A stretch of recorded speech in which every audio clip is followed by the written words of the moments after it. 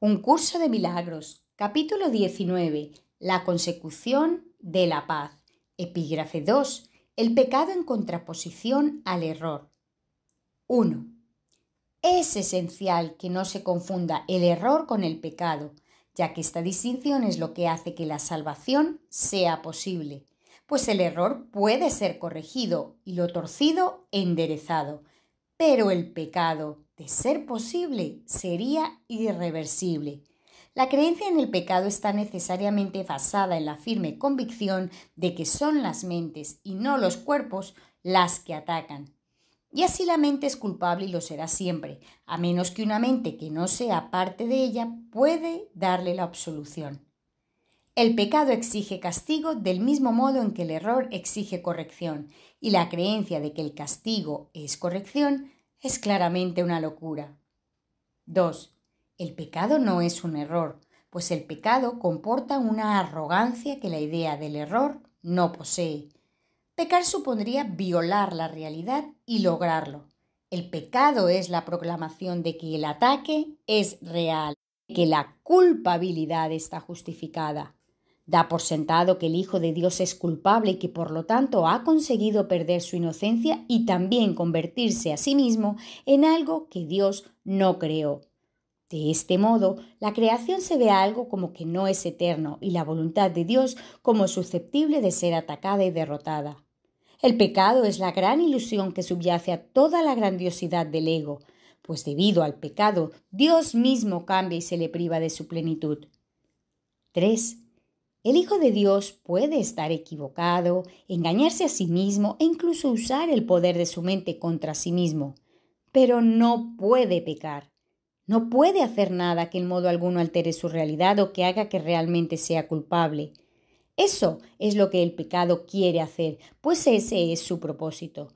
Mas, a pesar de toda la salvaje demencia inherente a la idea del pecado, este sigue siendo imposible, pues el costo del pecado es la muerte. Mas, ¿cómo podría perecer lo que es inmortal?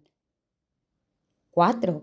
Uno de los principales dogmas de la descabellada religión del ego es que el pecado no es un error, sino que es verdad y que la inocencia es la que pretende engañarnos. La pureza se considera arrogancia y la aceptación de nuestro ser como algo pecaminoso se percibe como santidad. Y es esta doctrina la que se sustituye a la realidad del Hijo de Dios, tal como su Padre lo creó y tal como dispuso que fuera para siempre. ¿Es esto humildad? ¿O es más bien un intento de desgajar a la creación de la verdad y mantenerla aparte? 5. El ego siempre considerará injustificable cualquier intento de reinterpretar el pecado como un error. La idea del pecado es absolutamente sacrosanta en su sistema de pensamiento y solo puede abordarse con respeto y temor reverente.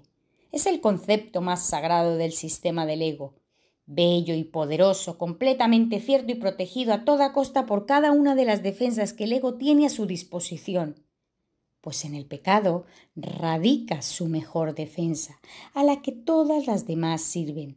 El pecado es su armadura, su protección y el propósito fundamental de la relación especial, tal como el ego la interpreta.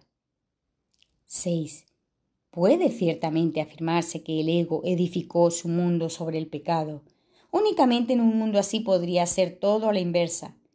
Esta es la extraña ilusión que hace que las nubes de la culpabilidad parezcan densas e impenetrables.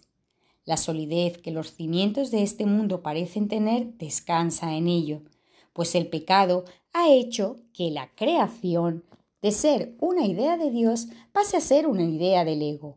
Un mundo que él rige, compuesto de cuerpos inconscientes y capaces de crear, de caer presa de la corrupción y decadencia más absolutas. Si esto es un error, la verdad puede deshacerlo fácilmente, pues todo error puede ser corregido solo con que se le permita a la verdad juzgarlo. Pero si al error se le otorga el rango de verdad, ¿ante qué se podría llevar? La santidad del pecado se mantiene intacta debido únicamente a este extraño mecanismo. Si el pecado fuera verdad, sería inviolable y todo se llevaría ante él para ser juzgado. Mas si es un error, es él el que tiene que ser llevado ante la verdad. Es imposible tener fe en el pecado, pues el pecado es falta de fe, mas es posible tener fe en el hecho de que cualquier error puede ser corregido. 7. No hay un solo baluarte en toda la ciudadela fortificada del ego más celosamente defendido que la idea de que el pecado es real y de que es la expresión natural de lo que el Hijo de Dios ha hecho de sí mismo y de lo que es. Para el ego eso no es un error, pues esa es su realidad, la verdad de la que nunca se podrá escapar. Ese es su pasado, su presente y su futuro, pues de alguna manera el Hijo se las ha arreglado para corromper a su Padre y hacerle cambiar de parecer por completo. Llora, pues, la muerte de Dios, a quien el pecado asesinó. Este sería el deseo del ego, que en su demencia cree haberlo logrado. 8.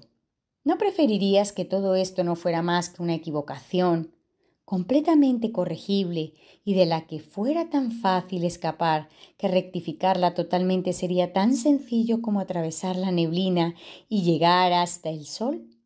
Pues eso es todo lo que es.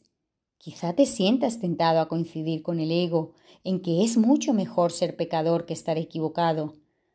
Mas piensa detenidamente antes de permitirte a ti mismo tomar esa decisión. No la tomes a la ligera, pues es la elección entre el cielo y el infierno.